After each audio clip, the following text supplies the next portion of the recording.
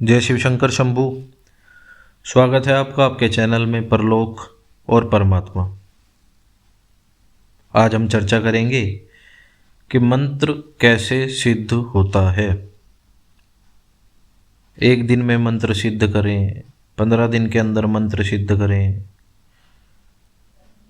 लोग तो एक एक दिन के अंदर हनुमान चालीसा सिद्ध करने का भी दावा कर रहे हैं और 1 लाख संख्या हो गई तो मंत्र सिद्ध हो जाता है। देखिए, हर सोशल मीडिया पे आपको हर प्रकार की डिटेल मिल जाती है और बहुत सारी डिटेल पड़ी हुई है। ये आपको तय करना है कि आप जो सुन रहे हैं उस बात में कितना दम है, कितना सत्य है और कितना असत्य है।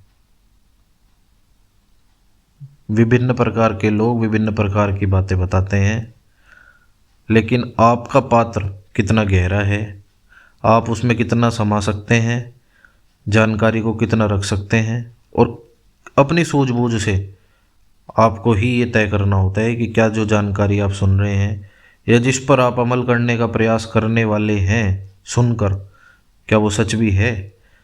ये तो आप ही तय कर सकते हैं। जो साधक या भक्त बड़े लंबे समय से अध्यात्म के मार्ग में हैं, उन्हें मूर्ख बनाना बड़ा ही मुश्किल है, क्योंकि वो प्रयास कर रहे हैं या करते आ रहे हैं जिससे प्रभु की कृपा उन्हें प्राप्त हो। तो वो जानते हैं कि क्या सत्य है और क्या असत्य है, जो भी बताया जा रहा है उसमें कितना सच है और कितना सच नहीं है। देखिए, मैं अपने वीडियोस में आपको जो भी इन्फॉर्मेशन देता हूँ वो या तो मेरा निजी अनुभव है या मैं शास्त्रों के द्वारा आपको चीज़ें बताता हूँ। और जब मैं शास्त्रों के द्वारा भी बताता हूँ तो मैं आपको प्रमाण के साथ बता भी देता हूँ कि कौन सी चर्चा किस शास्त्र या वेद से ली गई है या बताई गई है। अपने अनुभव किसी को नहीं बताने चाहिए। तो मैं जो भी आपको बताता हूँ, बड़े मोटी मोटी बातें मैं उसमें से आपको बताता हूँ जिससे आपको आइडिया लग जाए, और जो समझने वाले हैं वो समझ भी जाते हैं। अपने निजी अनुभव आपको वैसे भी किसी को नहीं बताने चाहिए, क्योंकि उससे जो आप पर भगवत कृपा हो रही है उसमें कहीं ना कहीं रुकावट आ जाती है, आपको अनुभव फिर प्राप्त नहीं होते। जो प्रभु आपको दे रहे हैं वो सिर्फ आपको अपने तक ही रखना है। प्रभु की अनुमति जब तक ना हो तब तक आप अपने तक ही रखें। तो एक दिन में मंत्र जाप करें, 15 दिन में मंत्र जाप करें, एक निश्चित समय, एक निश्चित संख्या में जब जाप हो जाता है तो वो सिद्ध हो जाता है, ऐसा कुछ भी नहीं है, ना ऐसा कुछ भी होता है। बहुत लोग होंगे ऐसे जिन्होंने ये करके भी देखा होगा और उन्हें कुछ भी हासिल नहीं हुआ। हम चर्चा करेंगे कि कब आपका मंत्र सिद्ध होता है। सिर्फ एक निश्चित संख्या में मंत्र जाप करने से मंत्र सिद्ध नहीं होता, उसके साथ और भी चीज़ें हैं जो होनी होती है, जो होनी चाहिए, तभी आपका मंत्र सिद्ध होता है। अलग अलग प्रकार के मंत्र होते हैं, जैसे वैदिक मंत्र होता है, तांत्रिक मंत्र होता है, पौराणिक मंत्र है, बीज मंत्र है, नाम मंत्र है, स्तोत्र मंत्र है, सिद्ध मंत्र है, काम्य मंत्र है। तो हर मंत्र की एक अपनी विधि है, और मैं ये भी बता दूँ आपको कि हर मंत्र की अपनी एक ऊर्जा भी होती है। हर मंत्र से आपको एक तरह का अनुभव नहीं प्राप्त होगा, अलग अलग प्रकार के अनुभव भी प्राप्त होते हैं, अलग अलग प्रकार की उनकी ऊर्जा है, तो अलग अलग कार्यों में ही वो प्रयोग भी होते हैं। जैसे जो वैदिक मंत्र हैं, ये मंत्र तो सीधे वेदों से आए हैं, जैसे कि गायत्री मंत्र हो गया, महामृत्युंजय मंत्र हो गया। इनका उच्चारण और स्वर अत्यंत महत्वपूर्ण है। ये बिल्कुल सही तरीके से उच्चारण में आने चाहिए, और जो स्वर है आपका वो भी बहुत ही महत्वपूर्ण होता है इनमें। वैदिक मंत्र वैसे भी सबसे प्राचीन माने जाते हैं। तांत्रिक मंत्र होते हैं, ये तंत्र ग्रंथों में बताए जाते हैं, जैसे बीज मंत्रों का प्रयोग होता है इनमें। नियम और गोपनीयता बहुत ज़रूरी है इनमें। एक नियम दिया जाता है और आपको गोपनीय रखना है अपने मंत्र को। साधना प्रदान होती है इनमें, शक्ति जागरण का इनमें बड़ा महत्वपूर्ण योगदान है। शक्ति आपकी इनमें जागृत होती है। बिना विधि के तांत्रिक मंत्र नहीं जपने चाहिए, ऐसा भी बताया गया है। ऐसा नहीं कि जब भी आपका मन करा, जहाँ मन करा आपने जपना शुरू कर दिया। पौराणिक मंत्र होते हैं जो पुराणों में वर्णित हैं, बहुत ही सरल होते हैं। गृहस्थ के लिए सबसे उपयुक्त माने गए हैं। ये जो गृहस्थ जीवन में उनके लिए सबसे उपयुक्त हैं। इनमें भाव और श्रद्धा प्रधान बताई गई है। अगर आपके अंदर भाव है, श्रद्धा है, तो आप इनको जपिए, आपको बहुत असर दिखेगा। जैसे कि ओम नमः शिवाय मंत्र है, ओम नमो नारायणाय है, ये पौराणिक मंत्र है। बीज मंत्र होते हैं आपके, जो आपने देखा होगा, एक एक अक्षर के मंत्र होते हैं, जैसे ओम या ह्रीम या क्लीम, एम। बहुत ही शक्तिशाली मंत्र है ये, अत्यंत शक्तिशाली। गुरु के बिना इनका जप वर्जित बताया गया है, तो बिना गुरु के आप बिल्कुल भी इनको सिद्ध करने की कोशिश ना करें। नाम मंत्र हैं जिनमें ईश्वर का केवल नाम होता है, जैसे राम, कृष्ण। सबसे सुरक्षित और सबसे सरल। कलयुग में विशेष रूप से इन्हें ही सबसे फलदायक बताया गया है। इसलिए ऐसा कहा भी जाता है, कलयुग केवल नाम आधारा, सुमिरे सुमिरे नर उतरे पारा। नाम जप को सभी शास्त्रों में सबसे श्रेष्ठ बताया गया है कलयुग में। स्तोत्र मंत्र होते हैं आपकी, जैसे स्तुति करते हैं आप, इनमें भी भक्ति को ही प्रधान कहा गया है। जैसे शिव तांडव स्तोत्रम अगर आप करते हैं या विष्णु सहस्त्र नाम करते हैं, तो इनको स्तोत्र मंत्र कहा जाता है। सिद्ध मंत्र होते हैं जो गुरु द्वारा दिए जाते हैं, शास्त्र द्वारा सिद्ध अवस्था में होते हैं और फिर आपको प्रदान कर दिए जाते हैं। बहुत ही शीघ्र ये फल देने वाले होते हैं, लेकिन इनमें मुख्यतः ये निर्भर होता है कि साधक की पात्रता कितनी है। जितना आपका तप होगा उतनी ही जल्दी आप पर ये सिद्ध हो जाएंगे और बहुत ही तेजी से कार्य भी करेंगे, उतनी ही ऊर्जा के साथ कार्य भी करेंगे। काम्य मंत्र होते हैं जिनमें विशेष इच्छा होती है साधक की या जपने वाले की, अपनी पूर्ति के लिए ये मंत्र जपे जाते हैं। जैसे कोई विशेष इच्छा की पूर्ति है आपकी, धन, संतान, स्वास्थ्य, या आप कहीं विजय प्राप्त करना चाहते हैं, तो इस प्रकार के मंत्र किए जाते हैं। बहुत ही सावधानी से जप करने के लिए कहा गया है इन मंत्रों को भी। हर मंत्र हर व्यक्ति के लिए नहीं होता, ऐसा शास्त्र ही कहता है कि पहले नाम मंत्र जपना चाहिए, फिर पौराणिक मंत्र, और फिर गुरु द्वारा दिया गया कोई भी अन्य मंत्र हो वो जपना चाहिए। शास्त्रों के अनुसार तो मंत्र का चुनाव साधक की अवस्था देखकर किया जाना चाहिए। कितना तप है, नया साधक है या बहुत लंबे समय से साधना कर रहा है, कितनी ऊर्जा उसके अंदर समा चुकी है, तो काफ़ी चीज़ें देखी जाती हैं। शास्त्र कहते हैं कि मंत्र कोई साधारण शब्द नहीं होता, वह चेतन शक्ति है और उसकी सिद्धि केवल जप की संख्या से तो बिल्कुल नहीं होती। तो जो लोग ये ज्ञान दे रहे हैं कि एक दिन के अंदर मंत्र सिद्ध करें, अक्सर तो लोग ऐसा भी कहते हैं कि जैसे अमावस की रात है या दीपावली, होली, इन पर्वों पर कि आप 1 घंटा ये मंत्र जपें और ये मंत्र आपका सिद्ध हो जाएगा। देखिए ऐसा नहीं है। अगर मैं अपना अनुभव भी हटा दूं तो भी शास्त्र भी स्वयं कह रहा है, ये मैं नहीं कहता, शास्त्र ही कहता है कि मंत्र कोई साधारण शब्द नहीं है, वह चेतन शक्ति है। उसकी सिद्धि केवल जप की संख्या से नहीं होती, सिद्धि होती है साधक की अवस्था से। वेदों में मंत्र को चेतन कहा गया है और यह स्पष्ट भी किया गया है कि जब तक उच्चारण शुद्ध न हो, स्वर सही न हो और मन एकाग्र न हो, तब तक मंत्र फल नहीं देता। जी हाँ, फिर से बता देता हूँ, अगर उच्चारण शुद्ध नहीं है, स्वर सही नहीं है और मन आपका एकाग्र नहीं है, तब तक मंत्र फल नहीं देता है। उपनिषद भी आगे जाकर कहते हैं कि मंत्र या आत्मा न तो दिखावे से मिलते हैं, न ही केवल बोलने से, बल्कि मौन, वैराग्य, आंतरिक शुद्धि से प्रकट होते हैं। जो साधक या जो भी सब्सक्राइबर भक्त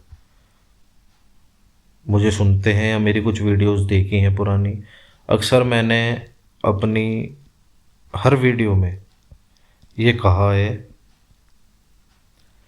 कि साधना जब आप करते हैं तो आप शरीर को ही साधक माने अपना।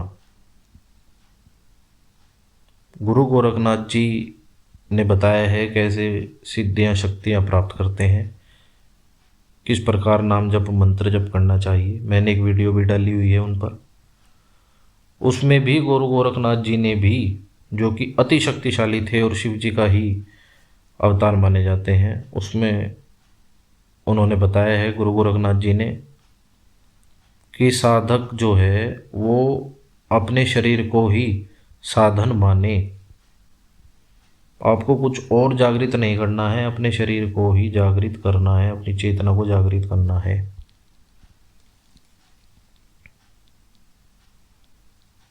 पुराणों में विशेष रूप से शिव पुराण और विष्णु पुराण और भागवत ये बताते हैं कि मंत्र सिद्धि से पहले जीवन की शुद्धि आवश्यक है। जो ये जानना चाहते हैं कि शरीर को किस प्रकार साधन बनाएं और कैसे जागृत करें, तो उसके लिए ही वर्णन हुआ है कि आप सात्विक आहार करिए। सात्विक आहार लेना है, संयमित आचरण, निश्चित आसन, निश्चित समय और श्रद्धा से किया गया जप ही मंत्र को जीवित करता है। देखिए, निश्चित आसन और निश्चित समय तो मैं हमेशा ही बताता हूँ। गृहस्थ में रहकर भी जो पूजा पाठ करते हैं उनके लिए भी मैंने ये नियम बताया है। इसका बहुत ही प्रभाव पड़ता है कि आप एक निश्चित आसन लें जिसका प्रयोग आप साधना के समय ही करेंगे और आप ही करेंगे, और एक निश्चित समय पर ही आपको प्रतिदिन पूजा पाठ साधना करनी है। तो आप सुन सकते हैं कि शास्त्र भी क्या कहता है, सिर्फ संख्या पूरी होने से मंत्र जाप सिद्ध नहीं होता है। सात्विक आहार, संयमित आचरण, निश्चित आसन, निश्चित समय और सबसे महत्वपूर्ण श्रद्धा, इनसे किया गया जप ही मंत्र को जीवित करता है। तंत्र ग्रंथ इस विषय को और स्पष्ट कर देता है। तंत्र ग्रंथ कहता है कि मंत्र सिद्धि के लिए नियम, निरंतरता, गोपनीयता और समय अनिवार्य है। बिना अनुशासन के किया गया जब उल्टा साधक कोई भ्रम में डालता है। देखिए, आप खुद ही सोचिए, भगवत प्राप्ति के बिना भगवान से हम कुछ मांग रहे हैं तो भगवत कृपा के बिना कैसे मिल जाएगा, जब तक प्रभु की कृपा नहीं होगी। और प्रभु की कृपा जब तक भाव नहीं होगा कैसे हो जाएगी। बिना मन से, जिसको बेमन बोलते हैं, बेमन किया जप कैसे आपको फल प्रदान कर देगा। जिस जप को आपने मन से, भाव से जपा ही नहीं, उससे कैसे सिद्धि प्राप्त कर लेंगे आप, कैसे वो आपके लिए कार्य कर देगा मंत्र।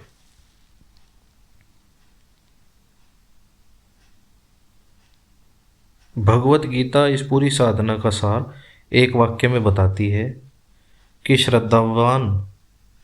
जो श्रद्धावान व्यक्ति है वही ज्ञान और सिद्धि को प्राप्त कर सकता है। अब ज़्यादातर जो मार खाते हैं नए साधक या नए भक्त, मैं बता देता हूँ, अहंकार। बड़े ही स्पष्ट शब्दों में बार बार वर्णन हुआ है गलतियों का, जिनमें अहंकार सबसे पहले बताया गया है। अगर अहंकार है, जल्दबाजी है या चमत्कार की इच्छा है तो मंत्र के ये सबसे बड़े शत्रु हैं। मंत्र बिल्कुल भी सिद्ध नहीं हो सकता। जिसके अंदर अहंकार है उसे मंत्र सिद्धि कभी भी नहीं हो सकती। अहंकार, जल्दबाजी, जिसके अंदर जल्दबाजी है, जो चाहता है कि शॉर्टकट तरीके से जल्दी जल्दी मुझे सब प्राप्त हो जाए, उनका भी मंत्र सिद्ध नहीं होता। और जिनके अंदर चमत्कार करने की इच्छा होती है, उनके अंदर भी देखा जाता है कि मंत्र सिद्धि के लक्षण प्रकट नहीं होते, मंत्र सिद्ध नहीं होता उनका भी। सभी शास्त्र एक स्वर में ये कहते हैं कि मंत्र को सिद्ध करने से पहले स्वयं को सिद्ध करना पड़ता है। जब साधक का मन शांत होने लगता है, जप में रस आने लगता है, मंत्र भीतर स्वतः चलने लगता है और अहंकार धीरे धीरे कम हो जाता है, तब समझ जाना चाहिए कि मंत्र जागृत अवस्था में आ चुका है, अब मंत्र जागृत हो रहा है। गुरु की कृपा सर्वोत्तम मानी गई है। देखिए, जिन साधकों को, जिन भी भक्तों को गुरु प्राप्त हो चुके हैं और वे अपने गुरु से बेहद प्रेम भी करते हैं, तो आप पर तो पहले ही आदि कृपा तो आप पर हो चुकी है प्रभु की। गुरु दीक्षा तो बहुत ही जरूरी है।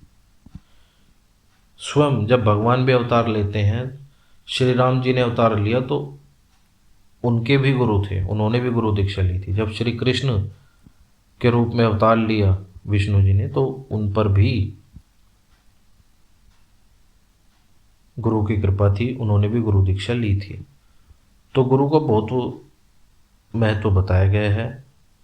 जो कार्य आप एक साल में करते हैं, जो उन्नति, आध्यात्मिक उन्नति, ऊर्जा, कृपा आप एक साल में प्राप्त करते हैं प्रभु से, अगर आपके गुरु हैं तो उनकी कृपा से एक महीने में आप प्राप्त कर लेंगे वो सब कुछ।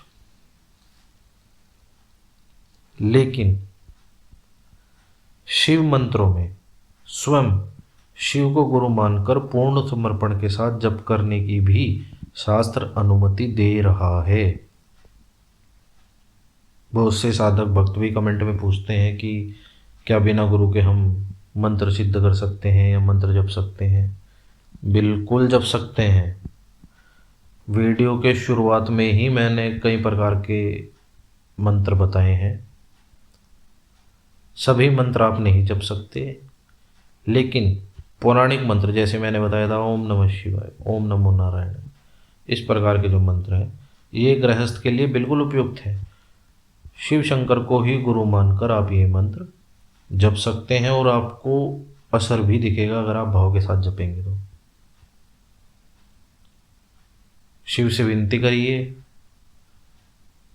प्रभु को कहिए कि प्रभु मेरे पास गुरु नहीं है, मैं आप ही का अंश हूँ, मनुष्य योनि में हूँ, इतना ज्ञान नहीं है, मैं आपको ही गुरु मानकर इस मंत्र का जाप करना चाहता हूँ या इस मंत्र का जाप करूँगा। कृपा करके मुझ पे दया करें, करुणा दृष्टि बनाए, मुझसे कोई भी भूल चूक हो तो मुझे क्षमा करें प्रभु। धीरे धीरे आपकी कृपा से मुझे ज्ञान हो जाएगा, अपना आशीर्वाद प्रदान करें। इस प्रकार आप प्रभु से विनती करेंगे तो प्रभु क्यों आप पर कृपा नहीं करेंगे। अंततः शास्त्र यही निष्कर्ष देता है कि मंत्र को आदेश मत दो, उसे प्रेम से साधो, फल की चिंता तो बिल्कुल छोड़ दो, क्योंकि जिस दिन साधक तैयार होता है उसी दिन मंत्र स्वयं सिद्ध हो जाता है। आशा करता हूँ ये जानकारी आपको अच्छी लगी होगी। कोई भी भूल चूक मुझसे हुई हो बताने में तो शिव शंकर मुझे क्षमा करें। जय शिव शंकर शंभू।